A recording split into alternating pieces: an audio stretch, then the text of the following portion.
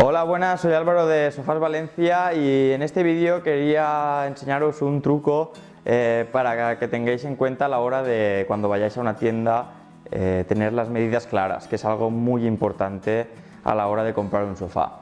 Bien, este truco simplemente nos hace falta un periódico normal, un diario, y un metro.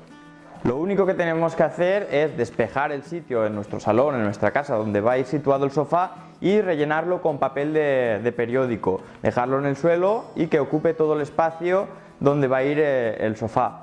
¿Para qué? Os preguntaréis. Para así hacernos una idea visual del espacio que va a ocupar el sofá. No es lo mismo rellenarlo y verlo todo, dónde va a ir y lo que va a ocupar, que simplemente coger un metro y medir de pared a pared o el espacio donde vaya a ir. Así nos da una imagen más clara de lo que va a ocupar, el sitio por donde podemos pasar, si tenemos una mesa, una estantería, etc.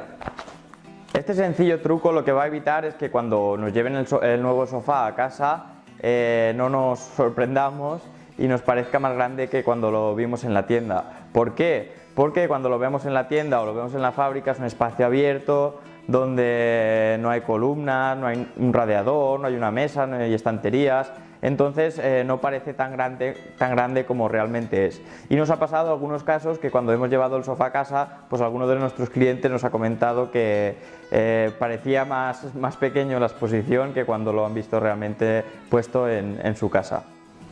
Bien, ahora ya sabéis otro truco a la hora de medir antes de ir a la tienda o a la fábrica a comprar vuestro sofá a medida. Nosotros en nuestra fábrica, igual que en nuestra fábrica, en nuestras tiendas de Madrid, Barcelona, Vitoria y demás, el 90% de los sofás los hacemos a medida.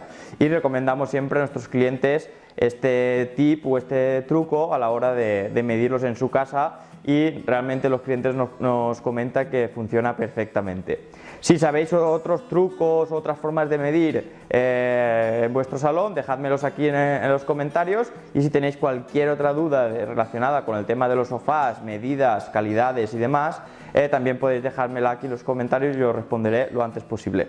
Un saludo.